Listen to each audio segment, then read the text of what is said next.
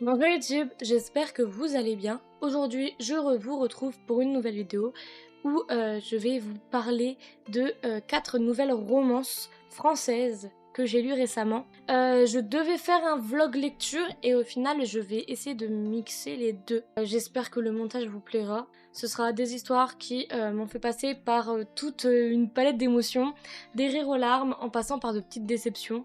Mais en tout cas, j'ai très hâte que vous voyez ça. Donc c'est parti. Et ouais. Hello YouTube. On va commencer maintenant. Lui, il est déjà imparfait dès le début du livre.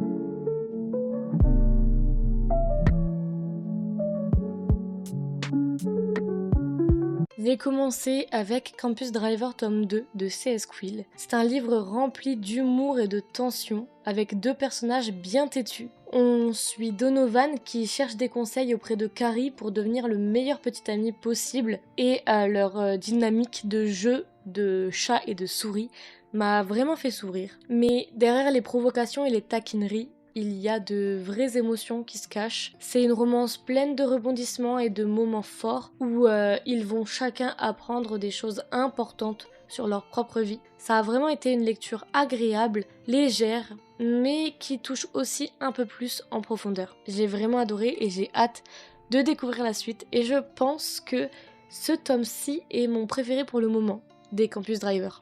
Ensuite, j'ai enchaîné avec Le tourbillon des possibles de Clara Hérault. Et vraiment, Clara a ce don incroyable de me toucher en plein cœur à chaque fois. Dans ce livre, on suit Léonie, une jeune femme qui se trouve à un carrefour de sa vie, juste après ses études et avant d'entrer dans la vie active. Cette période de transition où tout semble possible et effrayant à la fois, est incroyablement bien écrite. Léonie est un personnage tellement humain, avec ses contradictions, ses doutes, ses moments de joie, et bien sûr, ces scènes avec ses sœurs qui sont un pur délice à lire. Clara Hérault a cette capacité à être profondément honnête dans ses émotions, et j'ai adoré chaque moment de cette lecture. Ce livre est un vrai coup de cœur, je vous le recommande sans hésiter, et je pense vraiment que Clara Hérault fait partie de mes autrices préférées. Passons maintenant à Gunshot de Laurine Boiroux. Alors malheureusement, celui-ci a été un DNF pour moi. C'était une dark romance racontée à la troisième personne du singulier, ce qui a rendu l'univers assez flou pour moi. J'ai eu du mal à comprendre les personnages et il y avait tellement de confusion que je n'ai pas réussi à m'accrocher. C'est vraiment dommage parce que l'idée de départ était très intéressante, mais l'exécution n'a pas su me captiver. Et pour finir ce vlog, je le termine en beauté en lisant Fall in Again de Morgane Moncomble, et quelle lecture! C'est une vraie perle remplie de rebondissements et d'émotions. Les personnages sont super attachants, leur histoire est poignante, surtout quand on découvre que Fleur, ou Lila, parce qu'elle se fait appeler par ces deux noms, se souvient de toute leur histoire, mais que Aaron a oublié leur passé. Lila cache un secret et cette information va être cruciale pour l'intrigue, mais je dois dire que j'aurais aimé qu'elle dévoile cette vérité plus tôt au lecteur, parce que je peux comprendre que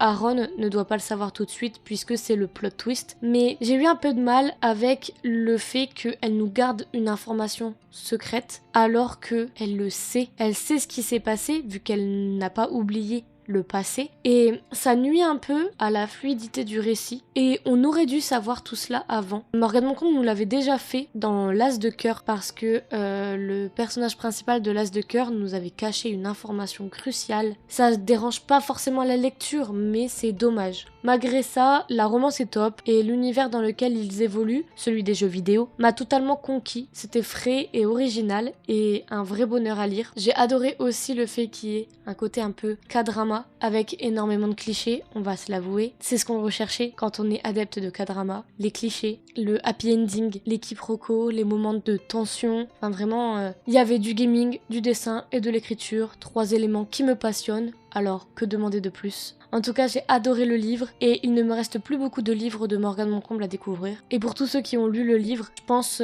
que vous allez comprendre quand je dis que l'univers de Morgane Moncomble, je l'aime de toutes mes tentacules. Voilà, c'est tout pour cette vidéo. 4 romances très différentes, mais chacune avec ses qualités et ses défauts. Si vous avez lu l'un de ces livres, n'hésitez pas à me dire ce que vous en avez pensé en commentaire. Et si vous avez des suggestions de romances françaises à me faire découvrir, je suis preneuse. En tout cas, moi je vous retrouve très bientôt dans une nouvelle vidéo. Je vous fais de gros bisous. Bye!